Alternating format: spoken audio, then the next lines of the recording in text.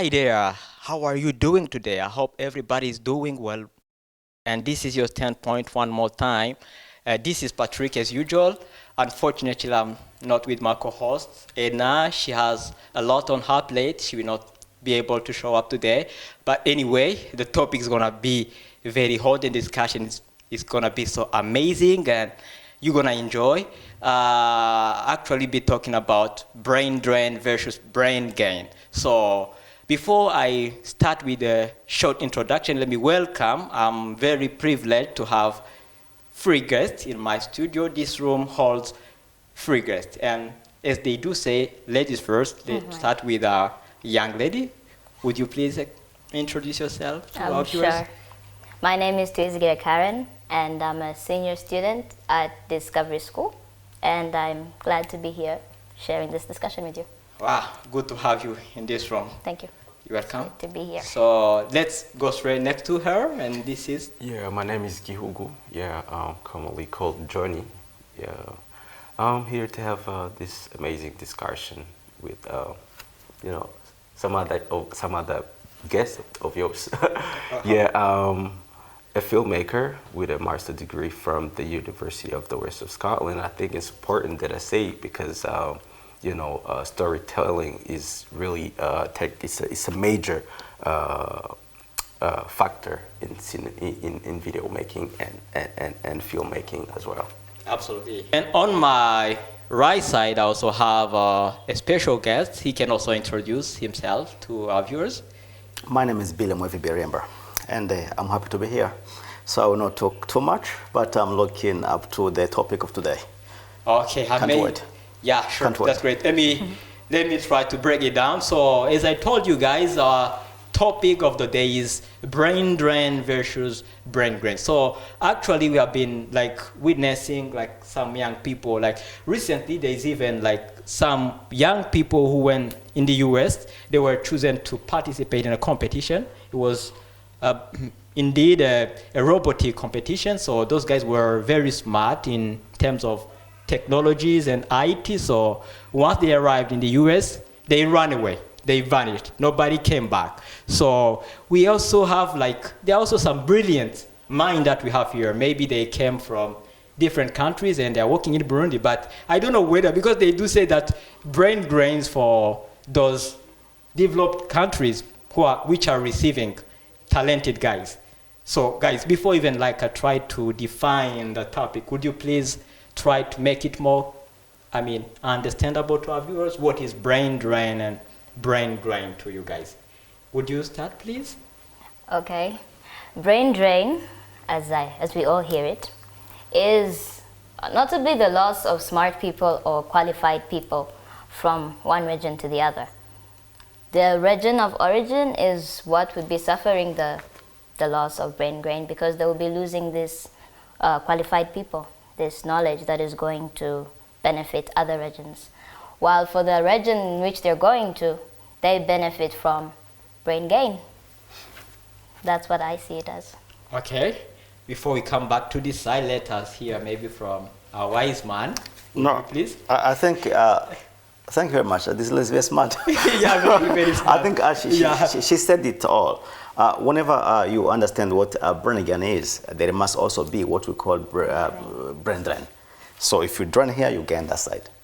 But of course, does not really mean that always that when you drain here, you gain that side. Sometimes you drain and drain both sides. So we still have immigration, we see immigration of people. So you leave this country, you go to the other country, okay? So this country may gain the experience or qualifications of this person.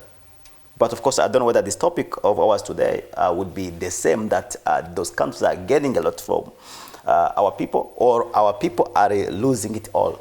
Totally. We try to tackle both sides. We try just be. So for me, it's simply talking. We see immigration and we see immigration, and yes. Of course, but whenever we're talking about brain gain and the brain drain, economically speaking, we are talking about high qualified people, either in health, economics, academics, living in the country and going to benefit other people in the other country.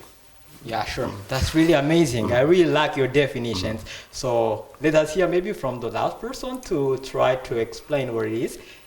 Oh yeah, as has already been said by everybody in the room, brain drain is actually it's about migration actually of high qualified, talented, skilled people from one region to another. But if you try to look at it in a more deeper way, it's not only that, because there are certain other aspects that comes to it, like you know, what is it about? Why is it happening? The causes of the brain drain, and it's specific to a certain area. It's not like, you know, it applies everywhere. Of course, the result is the same. It's high talented people moving from one place to another, but the causes might differ from one region to another. So yeah, there's a lot of aspect to it. If you're trying to tackle this issue of brain drain, there are certain questions you might definitely ask yourself, like, is it a social challenge, or we're gonna come to that question. This maybe in, you know, the following question. So, okay, let me, you know, go straight to the first question, because, you know, we always hear young people, they even call like America or Canada, that's the promised land, and they always say, you know, we have to go where the grasses are greener. You know, they say grasses are greener on the other side of the fence. So, what's your take on that? Can we listen from the young lady first? Well, everybody is striving to look for a better living or a better lifestyle. So when most people hear that there's better opportunities outside the country, or there's better lifestyle outside the country, of course, everybody will wish to be there. If they hear that in America you have opportunities for studying or opportunities for your work, and it will thrive there than in where you're living, of course, everybody will want to fly where the grass is greener. That's what I'd say. Okay, really amazing. I like that. We're gonna come back to you. Okay, Johnny. Well, yeah, brain drain. There's a lot of things about it. People are split. First of all, for some, it looks like a social threat, and most likely to underdeveloped countries. You know, because there's a loss of creative people, because brains create, they innovate, which means that the loss of those brains, man, are completely affecting the countries of origin.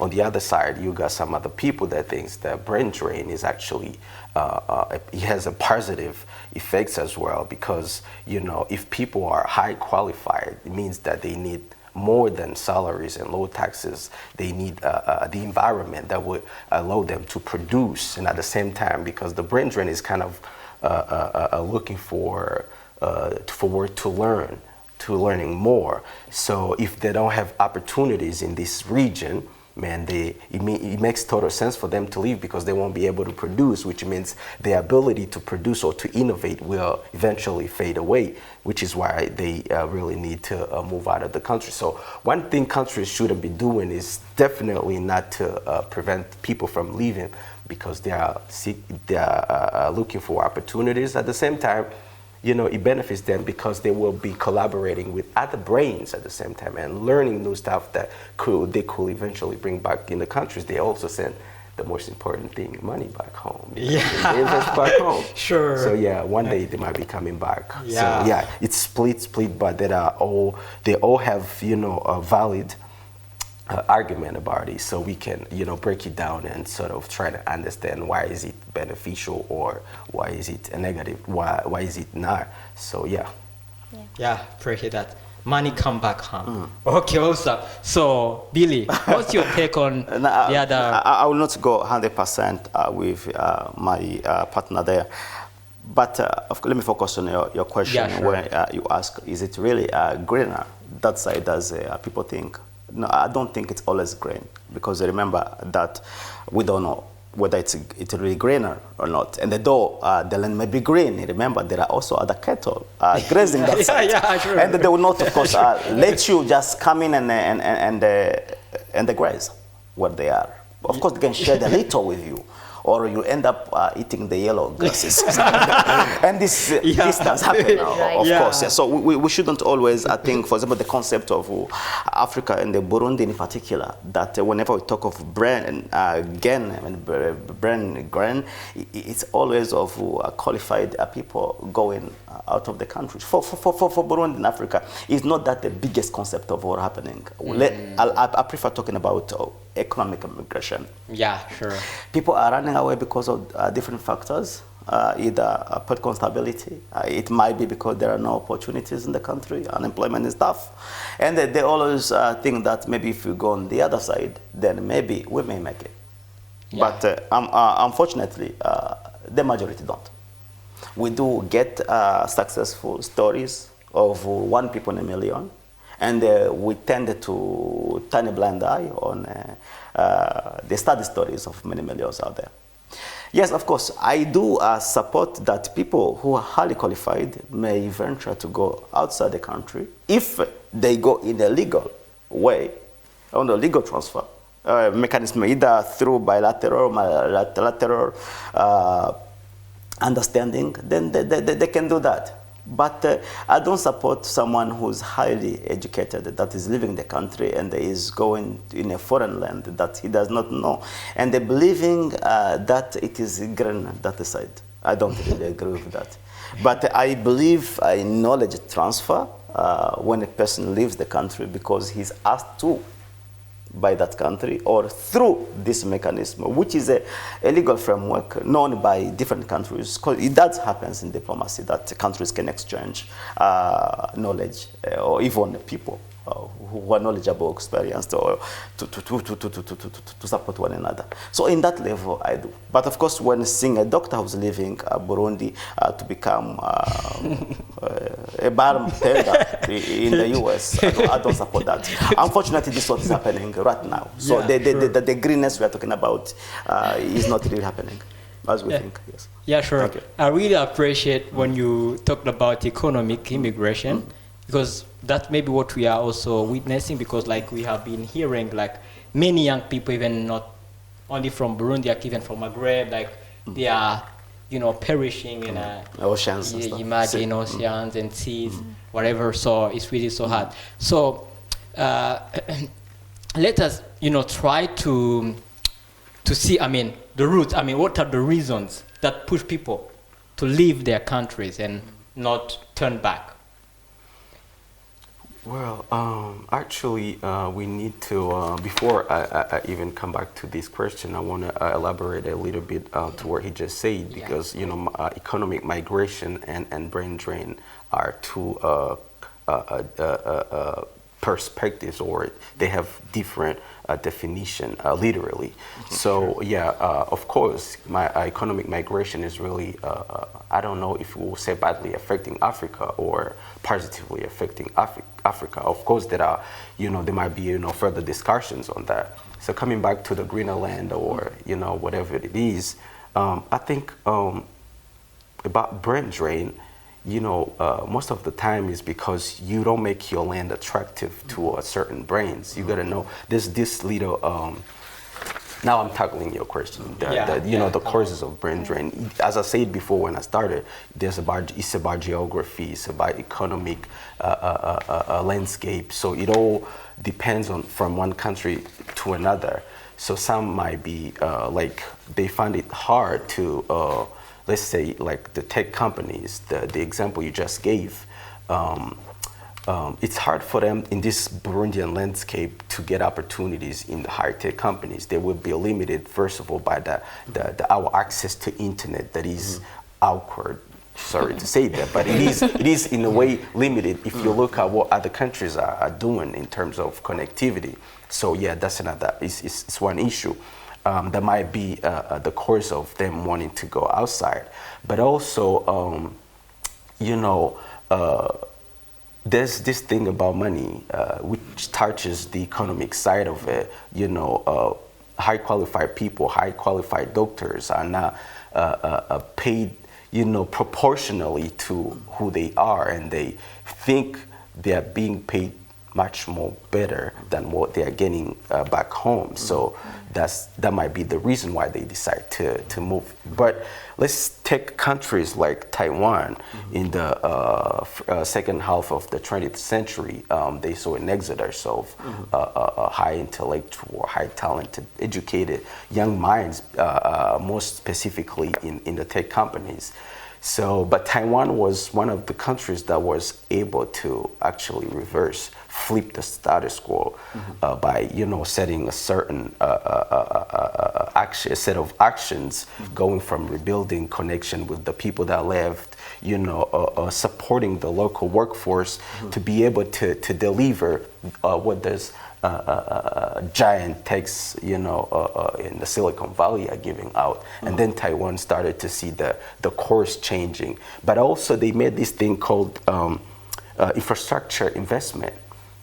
So that we have like these science parks that is specific to Taiwan, because I wanted to show how it differs from one place to another. We have countries like Nigeria where there's only 10% of the doctors they need, while they are producing a tremendous number of doctors. So as I said before, there's a split. Is it positive or is it a social threat? So we have to actually talk on, we can, make it global, but at the same time, if we wanted the audience to really dive into it and sort of get a deeper understanding, a bigger picture, you need to touch any situation and sort of give it more details to it in order to understand the causes. But yeah, as he said, it might be confused or as economic migration, but there's more to that because it requires high qualified individuals in order to turn it into brain drain. Yeah, sure. Yeah, you even like in your first intervention, you even talked about something very crucial. You said that like highly trained people, highly qualified people are really innovative. Sometimes they don't just even stay on the rank of like high salary or like low taxes. They just need a good environment. Of course. Sorry to jump in again. It's because highly educated people, they don't only, of course they need good salary to live a certain standard of lifestyle, if I may say that, but it's more than that. They need an orderly neighborhood. You know what I'm saying? They need a high quality education for their kids, high quality health, high quality banking system and all of that.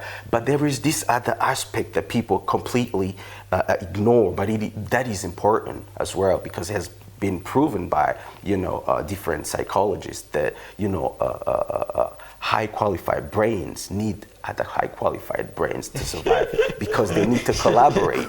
So you can't live in a rotten environment. You gotta look for people that have similar traits for you to be able to like innovate and at the same time be able to like transform the community.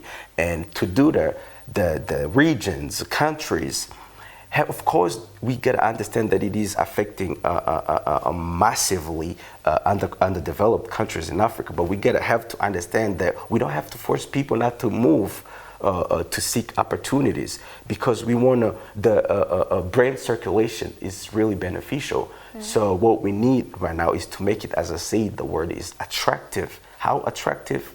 Invest. And how to invest? You don't just invest, but diligently you gotta have to put into some strategy in order for you to retain certain mind, because the brain capital retention really has to be like the number one agenda of any other entity. Amazing. So Billy, do you have the same perception? Yeah, no, not really, because you see, for me, truly speaking, I love the topic. Unfortunately, it's not what is happening in Africa today. In Africa, we are not talking about what you are calling of brain drain or brain gain. Whenever we talk of brain gain or brain drain in Africa, we are talking about people who get like bursaries or who happen to study as diaspora, studying in Europe or the US or Canada, and they will not see these people coming back to Africa. But when we are talking about people leaving Africa and going to Europe It's not really people who even finish their education. We are talking of young people. I'll give an example of Burundi today. It's not parents, mothers and the fathers who are leaving Burundi going abroad. No, at all. We are talking about young children who are just finishing their metric or secondary studies and they're wishing to say, no, I have to go. So you can't tell me that this is what we call brain circulation. It is not brain circulation. Brain circulation, if it does exist, we don't see that circulating to Africa from the US or to Africa from Europe. We don't see that circulating. We only see Africans going to Europe, Africans going to Canada, Africans going to US.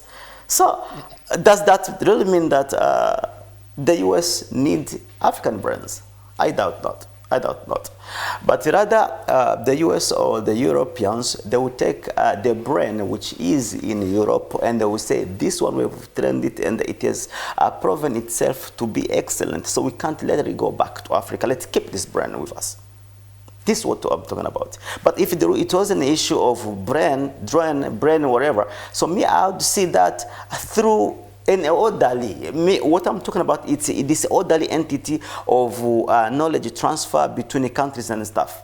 But in Africa, if you are seeing all these problems that we are having today, even in Europe, saying no stop to Africans. If you see people who are dying in the ocean everywhere, so it's not people who are highly qualified going to Europe or going to US, but people who are not informed, people who are under these pressure groups, people who are just going for the sake of going because they heard that someone also went there or came back and he bought a car, bought a house, and me also, I have to go and do that. Yeah, sure. You saw what I'm talking about. So I do agree with his point. Really, when it comes to brain circulation, but it only worries me when I don't see that brain circulation circulating in our continent of Africa, but circulating on the other side. That worries me a lot. Yeah. Exactly. That's the reason why I was very specific in saying that it differs from one place to another. So I was fighting hard to not really talk specifically about African countries. Just wanted to just talk about this topic, brain drain, because for Africa you gotta have to include so many other aspects of war, economic recession, and so many other aspects will just pop in. But I wanted to remain within the topic. But we can talk about, in terms of Africa, you will see that most likely in terms of health. Because doctors are really going, they are running out of Africa because they have opportunities elsewhere. Yeah, sure. So, well, I would, okay, sorry. Yeah, come on. Yeah, you do one. I was coming to you. When I'm listening to Mr. Billy, if I can call you that, you said mostly I could hear peer pressure, like people hearing others saying that it's better outside, so I have to follow. I wouldn't say we should look at it only on a larger level, like different countries. You can see it even within the country. Take, for example, the people living up country. They come to the town. Many people leave there, quit studies because they want to work either as housekeepers, housemates. They don't go back when they find out that life in town is maybe better. They will stay here, they'll build their house here, and in the end, maybe even bring their whole family into the town, and they leave all their up-country connections. So that is more like a little bit looking at this whole brain drain on a smaller scale, without saying from Africa to USA or to Canada or to, these are the reasons. So I'm saying the peer pressure thing you're saying is true, and it's not always green. Some people do it from the dry grass because some people have bad life even there, and it is a disadvantage. But there's nothing keeping them from going because in their country, they're not encouraged that it's good or that it will be better in some days to come. That's what I'd say. Yeah, but I can try to answer that. I can see you are still very, very young and a very prominent potential. Yes, I want you to understand that Europeans did not have to run to Africa for them to develop themselves. No. They didn't need to go to the US for them to develop themselves. The US did not need to go to Canada for them to develop themselves. They had to fight for their country. And that country was, as you see Burundi, it is today. You can go and research in the pictures, but they have to suffer for it. But I think that's the education we need. I mean, that's what I'm telling you. That's why I told you that people are misinformed. And I even told you that people who are living in the country today, Burundi, is not intelligent people. Not at all. It's not even those brain drain. It's just these people who are going for economic migration because things are tough in the country, or others, they have this plan B. That if I fail here, then I'll go to. So that plan B is what is killing Africa today. Any small failure, you say I will. No, unfortunately that doesn't work, and this will always keep Burundi and Africa as a whole backward. Cause the dollars you are talking about, the dollars that come back to Africa. How much is the dollars that come back to Africa if you compare the diaspora that we have out of the country? It's a huge number of people. If you compare with the money that come back to Africa, it's nothing at all. Okay, let's jump in the last question, because I see you heading there. So what are the consequences of people like leaving their countries and go stay in another country, and what are, I mean, the advantages in that given country whereby they are now heading to? So in order to actually respond to that question, I've listened to my the other guests. I think we gotta have to draw a line and make a differentiation between brain drain and economic migration, because we kind of make it conflicted. In order to treat this brain drain, we got to treat it as it is. If it's not happening in Burundi, as he said, of course. Just one thing I wanted to add on the fact that these average minds, if we can put it that way in a more respective way, quote unquote, are moving. Man, it's not their own problem, man. We just gotta have to look in a more bigger picture. What is the environment offering them? Is it a good, better education? Is it economic opportunities?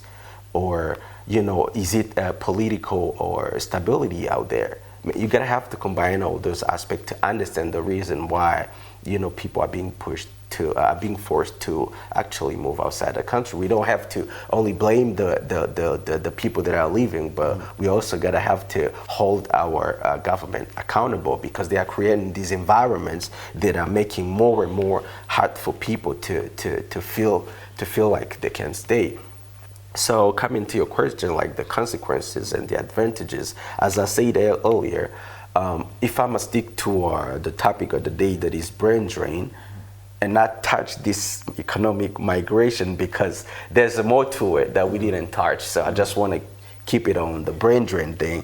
As I said, man, the brain circulation is better, and brains need brains. So if let's say I'm accredited, or let me say graduated filmmaker, as I said in my introduction, and once I returned back home, yes, it's not always about this magnificent, high quality and technological and video cameras or equipment in terms of making videos. But you gotta remember, the people that are able to buy those materials, they also have the money to invest in filmmaking. But once I'm here, you gotta tell me to write a story, and when it's about recording it, man, people are traveling like 5 miles away by foot to only take a shot, have video shoot. Man, it's even already discouraging. So the consequences of the high qualified people moving, I'm gonna keep myself on the brain drain, means there's a loss of innovative people, those people who are needed in those countries to help them get out of poverty.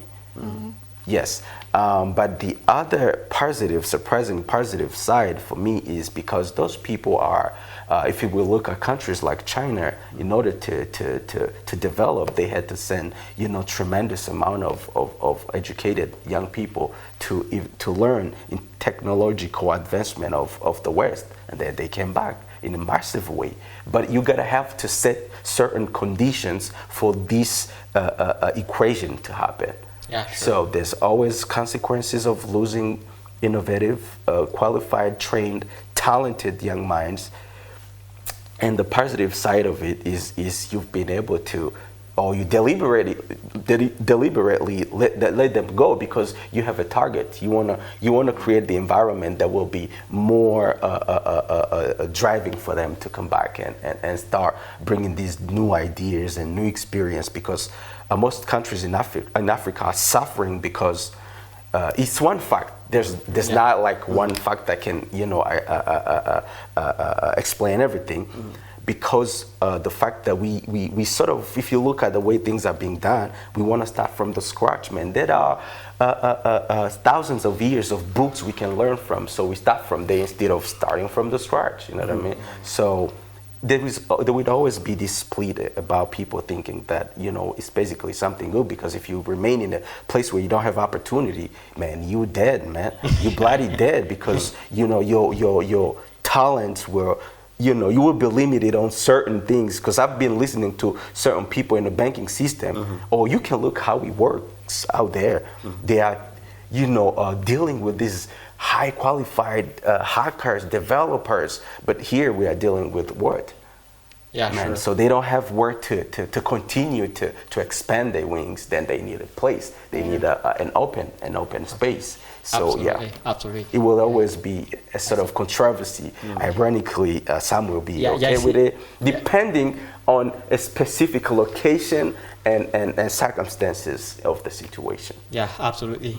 Try to make it very short because I see time is against us. So please, time is up. Yeah, time is up right here. So now it's our enemy right now. Okay. Yeah, I wish we were, you know. Okay. Would you please have your Sure. viewpoint on that? Well, moving is inevitable, as you said, and consequences and benefits will always be there. Losing creative minds is a very big loss for the country, for the region, because there's so many ideas that could be cultivated in your region, but which are actually cultivating other places. That's a very big loss, and that's a benefit for the other countries. It's beneficial when they do come back and they help invest in their own country, and they contribute by coming back. But also some of them who stay there try to like uphold or get their country known because of where they come from. But that's all there is. That's brain drain and brain gain. That's the consequences. Okay, thank you very much, Karen. Okay, Billy? No, I want just to thank my guests for their take on the discussion, but I'm still on the position that Africa need their brains. African brains are not to scatter around the world. African brains are to be managed, of course. As he said, there's the role of the government after all and stuff like that. And we believe that our government will understand one day that they have to value the African brains, especially the creativity of young people, the innovation, creations, and so it's on that level, but I still have the hope that Africa one day will wake up when they come to that sense to create, because even those brains which are abroad, we are seeing them returning back home day after day. So, which means that there is a hope that Africa will stand again on our own feet, of course, through our own brains, intellectual power, and whatever. So time, unfortunately, is our best enemy. Unfortunately, we can't continue. Unfortunately, time is up. Yes. I hope guys have at least learned something from this topic. I know it was somehow tough, but anyway, we dealt with it. And before I put an end to this show, let me thank you, guys. You have been so amazing. I really liked your... Thank you for the invitation. Yeah, thank you. I hope next time you will also be... Of course, we will answer the call. All the time. Okay, it was a great pleasure for me to host you guys. So, guys who are watching us, please stay connected with us. This is BNP TV.